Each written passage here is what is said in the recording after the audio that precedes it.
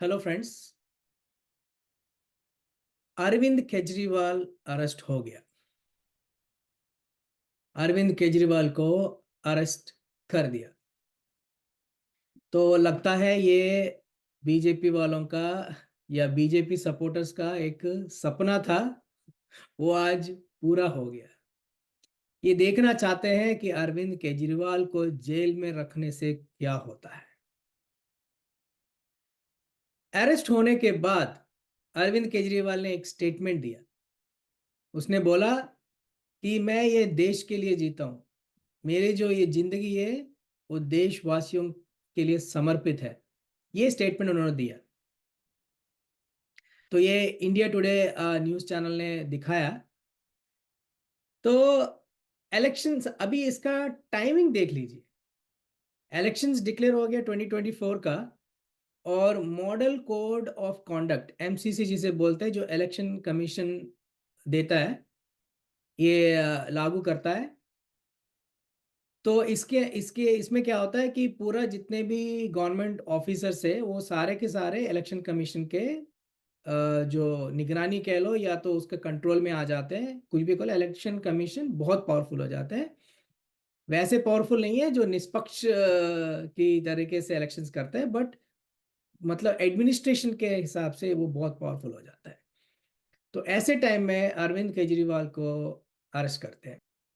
तो मुझे एक चीज याद आता है, बचपन से मैं सुनता आ रहा हूँ, विनाश काले विपरीत बुद्धि। क्या है विनाश काले विपरीत बुद्धि? मतलब कोई बंदा अगर उसका विनाश होने को हो, अगर उसका विनाश का काल करीब आ गया हो, तो वो ऐसे ऐसे ऊट पटांग से हरकतें करता है, ऐसे ऐसे गंदे हरकतें करता है, तो उसका विनाश होना ही है। अभी मुझे ये जो हरकतें जो कर रहे हैं ना जो बीजेपी वाले, मुझे ऐसे ही लग रहा है। हिस्ट्री में भी अगर देखोगे तो बहुत सारे ऐसे एग्जाम्पल्स है, जैसे अभी अपोजिशन लीडर्स को जेल में डालना। ठीक है। अभी जो फार्मर्स जो प्रोटेस्ट कर रहे हैं सड़क पे, और उनके ऊपर जिस तरीके से मतलब जो बिहेवियर दिखा रहे हैं जो गवर्नमेंट, हरियाणा और पंजाब का जो बॉर्डर जो है ना, वहाँ बड़े बड़े किले लगा के, कंक्रीट स्लैब्स लगा के, और पुलिस, इतने सारे पुलिस वहाँ तैनात कर दिया, और ये जो ड्रोन्स यूज कर रहे हैं, और वहाँ जो आंसू के गोले वहाँ फेंकते हैं, और हर तरीके के हथकंडे यूज कर रहे हैं वहाँ। तो ये ऐसे ऐसे दिखता है कि अगर आप विजुअल्स देखोगे तो ऐसा लगता है कि मतलब भाई ये हरियाणा पंजाब का बॉर्डर है, इंडिया पाकिस्तान का बॉर्डर है, ऐसे आपको दिखेगा कि अगर वहाँ का माहौल अगर देखोगे तो अब भाई फार्मर्स क्या मांग रहे हैं? फार्मर्स तो एमएसपी मांग रहे हैं। एमएसपी तो गवर्नमेंट देता ही है। उसको ये कर रहे हैं, उसको लीगलाइज कर दो, उसके ऊपर एक लॉ लेके आ जाओ। ये तो सालों से ये बोल रहे हैं, लास्ट 2 इयर्स बैक फार्मर्स ने जब प्रोटेस्ट किया था, कुछ कुछ चीजें मतलब 3 ब्लैक फार्मर लॉस मतलब वो लेके आए थे, वो सारे वापस उनको लेना पड़ा। बिकॉज उसको क्या होता है कि एग्रीकल्चर को कॉर्पोरेट कॉर्पोरेट के हाथों में देने का एक प्रयास था, वो उससे ये हो गया। अभी जो फार्मर्स जो प्रोटेस्ट कर रहे हैं, बहुत लोग इनके ऊपर भी बहुत कमेंट्स करते हैं, उसको छोड़ दीजिए। बट फार्मर्स अभी जो प्रोटेस्ट कर रहे हैं वो बेसिक एमएसपी लागू करने के लिए, मिनिमम सपोर्ट प्राइस देने के लिए, कुछ 20 एज ऑड जो क्रॉप्स है उसके उसके ऊपर उनको मिनिमम सपोर्ट प्राइस चाहिए। भाई बीजेपी का मैनिफेस्टो में है, या फोर्थ थर्ड या फोर्थ मैनिफेस्टो का ये पॉइंट है कि हम आते ही 2019 के इलेक्शंस के बाद हम आते ही एमएसपी लागू करेंगे। इन्होंने लागू नहीं किया, वही तो मांग रहे हैं फार्मर्स। उसके बाद फिर जो एम एस स्वामीनाथन है, जो ग्रीन रेवोल्यूशन के फादर ऑफ ग्रीन रेवोल्यूशन बोलते हैं इनको, एम एस स्वामीनाथन को भारत रत्न दे दिया। ठीक है, ये सिर्फ मतलब इनको प्लीज करने के लिए उनको भारत रत्न दे दिया। उनके दिए हुए रिपोर्ट जो है उसमें क्लियरली ये मेंशन किया हुआ है कि एमएसपी फार्मर्स को देना चाहिए, वो आप नहीं दे रहे हो। तो मतलब ऐसे कैसे चलेगा? ठीक है। फिर अगर ध्रुव राठी ने ये बोला कि ये क्या ये डिक्टेटरशिप नहीं है, तो तुम लोग डेमोक्रेसी पे वार कर रहे हो। कि मान लो चंडीगढ़ इलेक्शंस में आपने जो इलेक्शंस में बहुत बड़ा धांधली करने की कोशिश किया। वहां का जो रिटर्निंग ऑफिसर है वो बीजेपी का ही बंदा है। उसने क्या किया, 8 वोट्स को उसने मतलब कैंसिल कर दिया और बीजेपी को वहां जिता दिया। बीजेपी का मेयर बन गया। फिर वो ये जब सुप्रीम कोर्ट में गया, सुप्रीम कोर्ट में जब फटकारा, फिर वो जो इलेक्शंस उसने रद्द कर दिया। उसने बोल दिया अनकॉन्स्टिट्यूशनल है। फिर आम आदमी पार्टी का हो गया। पहली बात ये। फिर देन ईडी, सीबीआई, इन सबको तुम यूज करते हो अपोजिशन पार्टीज के जो जो लीडर्स है उनके ऊपर दबाव बनाने के लिए।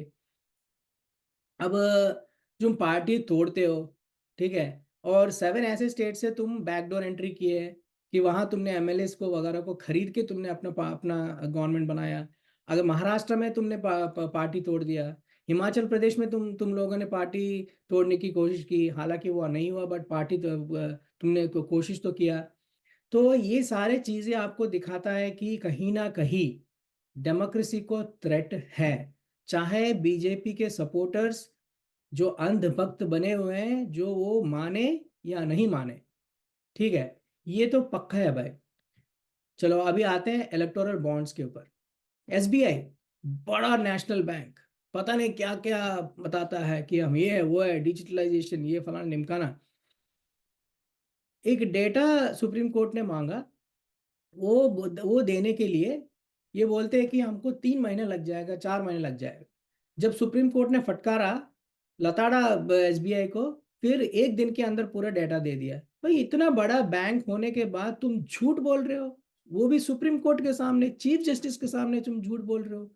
किसके दबाव में आ रहे हो?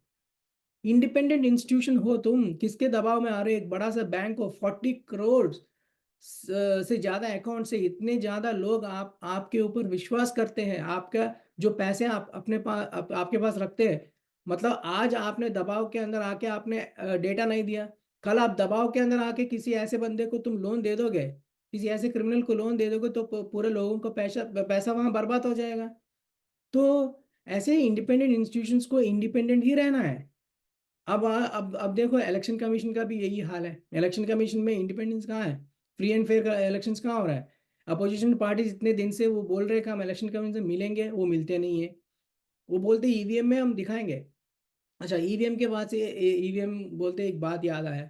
अब ईवीएम पहले ऐसा था कि वो जो एक ट्रांसपेरेंट जो जो वीवीपैट का मशीन होता है जिसमें जो स्लिप निकलता है, वो एक ट्रांसपेरेंट जो ग्लास होता था। अभी उसको जो वो ट्रांसपेरेंट नहीं है अभी वो ग्लास। एंड उसमें क्या 7 सेकंड्स के लिए वो लाइट जलता है, उसी के अंदर आपको देखना है कि आपने किसको वोट किया। वो स्लिप आता है, पर्चा आता है और कट के गिर जाता है। और 7 सेकंड्स के बाद अगर उसको वो दिखेगा नहीं, ठीक है, तो इसको बोल रहे हैं कि उसको ट्रांसपेरेंट बना दो, ठीक है, वो भी नहीं करते हैं। तो फ्री एंड फेयर इलेक्शंस कहाँ है? ठीक है। अभी ध्रुव राठी जो वीडियो में एक एक पॉइंट जो बताया, वो ध्रुव राठी ने ट्वीट करके बोला कि भाई यही तो मैं बता रहा था। अब मैंने जो अपने वीडियो में बताया वो अभी सच हो रहा है। चलो, अभी अभी सवाल ये है, अरविंद केजरीवाल को अरेस्ट क्यों किया? अरविंद केजरीवाल को अरेस्ट इसलिए किया क्योंकि बीजेपी बहुत डरी हुई है आज की डेट में। इन्होंने बोल दिया पहले 400 पार, 500 पार, पता नहीं क्या क्या पार। वो अभी उनको दिख रहा है कि अभी उनका शायद इंटरनल भी कुछ सर्वे होता होगा। चाहे वो सी वोटर वगैरह बता रहे होंगे कि मतलब इतना आ जाएगा उतना आ जाएगा, बट उनको अंदर से एक डर डर है कि भाई ये जो पासा पलटने वाला है। अब उनको डर लग रहा है कि अभी वो हार जाएंगे, इतने सीटें भी नहीं आएंगे कि मेजोरिटी भी नहीं आएगा। इसीलिए ये सारे अरेस्ट कर रहे हैं। अभी हेमंत सोरेन को अरेस्ट किया, इससे पहले मनीष सिसोदिया बहुत ज्यादा मतलब अच्छा स्पीकर है, सत्येंद्र जैन को अरेस्ट किया। अरविंद केजरीवाल मतलब दिल्ली में, हरियाणा में, पंजाब में, और भूल मत जाना गुजरात में आम आदमी पार्टी को 20% वोट मिले थे लास्ट टाइम इलेक्शंस में। तो ये भूल मत जाना, अरविंद केजरीवाल गुजरात में भी बहुत बड़ा मतलब नेता बन के आया है, नेता बन गया है। तो मतलब एक नेशनल लेवल पे अरविंद केजरीवाल का बात सुनने वाले सपोर्टर्स बहुत है, इधर ही नहीं बाहर में भी है। तो बाहर से मुझे ये बात याद आया, अभी अरविंद केजरीवाल के अरेस्ट के बाद जर्मनी के फॉरेन मिनिस्टर ने एक स्टेटमेंट दिया।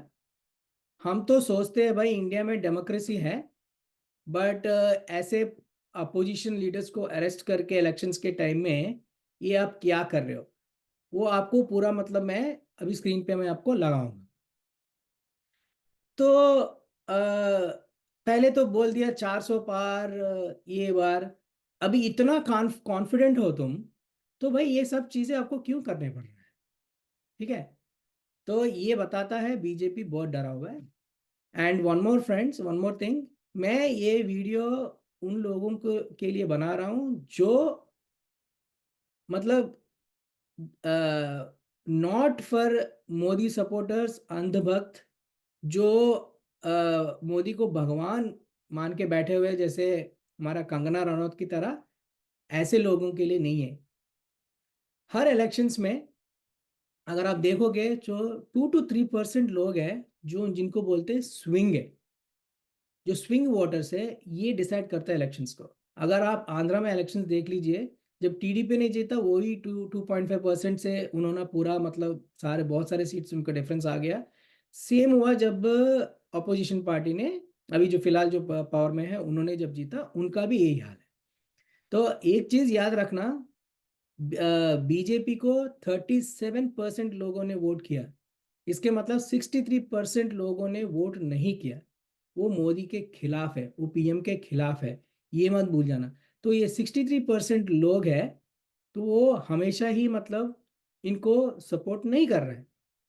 एंड 37% में भी जो लोगों ने वोट किया उनमें से भी वो 3-4% लोग अगर इधर के उधर हो जाए ना, तो पूरा पूरा गेम उनका खराब हो जाएगा। तो ये वीडियो स्पेशली उन लोगों के लिए जो 3% लोग हैं जो अभी अनडिसाइडेड है। तो सारे फैक्ट्स को आप देख लो। अभी मतलब सीरीज ऑफ इंसिडेंट्स हुआ है, चाहे वो चंडीगढ़ मेयर के इलेक्शंस का जो अनकॉन्स्टिट्यूशनल बता के सुप्रीम कोर्ट ने डिसाइड किया, चाहे वो इलेक्टोरल बॉन्ड्स अनकॉन्स्टिट्यूशनल बोला, चाहे वो सीएए में सीएए भी मतलब जो ये लेके आए थे जो इलेक्टोरल बॉन्ड्स को कवर अप करने के लिए। तो लगातार एक के बाद अभी रिसेंटली ईडी को भी सुप्रीम कोर्ट ने बोला आप ऐसे बिना सबूत दिखाए मतलब लोगों को इतने दिन तक जेल में आप नहीं रख सकते। ठीक है, तो सुप्रीम कोर्ट लगातार एक के बाद एक बड़ा बड़ा बड़ा फैसला सुना रहा है। इसकी वजह से तो बीजेपी है ना एक कॉर्नर में चला गया। इनको लग रहा है कि अभी डर लग रहा है कि पता नहीं और अगले अगला कौन सा फैसला आ जाएगा, अगला कौन सा फैसला आ जाएगा। सब लोग डरे हुए हैं। तो मैं उन लोगों के लिए ये वीडियो बना रहा हूँ। सोचिए समझिए, ये इलेक्शंस जो है ना अभी ये बहुत ही इंपॉर्टेंट है। इसलिए इंपॉर्टेंट है, हमको डेमोक्रेसी इंडिया में बचा के रखना है। डेमोक्रेसी इंडिया के ये इलेक्शंस हो रहे हैं डेमोक्रेसी बचाने के लिए। आप देख लीजिए कि रशिया में इलेक्शन जो हुआ था, पुतिन जीत गया, 87% वोट्स मिल गए भाई उसको। कैसे मिल गए? कोई और किसी को वोट ही नहीं करता, सबको पुतिन को वोट करना। अगर पुतिन को वोट नहीं करोगे तो क्या हासिल होगा आपको पता है। अब बड़े बड़े अपोजिशन, अब रिसेंटली एक अपोजिशन लीडर को जेल में ही मार दिया। तो ऐसा होता है इलेक्शंस, वो भी डेमोक्रेसी है। ऐसी डेमोक्रेसी चाहते हो क्या जहां आप एक ही बंदे को वोट कर सकते हो? इससे बढ़िया तो इलेक्शन ही बंद कर दो। तो मैं ये कह रहा हूँ, इस बार जब 2024 में वोटिंग करोगे तो सोच समझ के, फैक्ट बेस्ड, फैक्ट्स को देखिए। अभी अनएम्प्लॉयमेंट इतना ज़्यादा है, 45 ईयर्स में सबसे ज़्यादा अनएम्प्लॉयमेंट है। फार्मर्स रोड पे प्रोटेस्ट कर रहे हैं।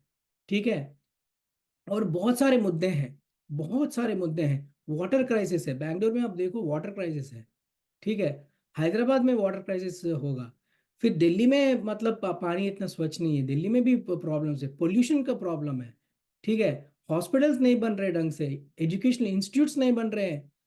ठीक है, तो ये सारे चीजें, अब इससे मुझे एक याद आया, दृष्टि आईएएस का जो अभिनेता है, जो दिव्य कीर्ति, उन्होंने एक बात बोला, अगर तुम 10,000 लोगों को, 10,000 अनएम्प्लॉयड लोगों को, ठीक है, ये बोल दो कि हम एक एसएमएस भेजने के लिए आपको 2 रुपए देंगे।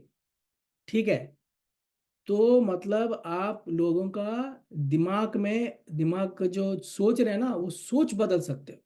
ऐसा बड़ा स्टेटमेंट उसने दिया। भाई बेरोजगारी को कम करो। फार्मर्स का जो आय दुगना करोगे वो करो। 2 करोड़ जॉब्स क्रिएट करोगे बोला, वो करो। ठीक है, ब्लैक मनी को आप वापस लेके आओगे बोला, वो करो। ये सारे ना करके आप हमेशा मतलब राम मंदिर, हिंदू मुस्लिम मंदिर बनने से थोड़ी मतलब जॉब्स मिल जाते हैं। ये सारे करोगे तो कैसे होगा? तो लोगों को ये सोचना चाहिए। ठीक है, सोच समझ के वोट करो। धन्यवाद। जय हिंद।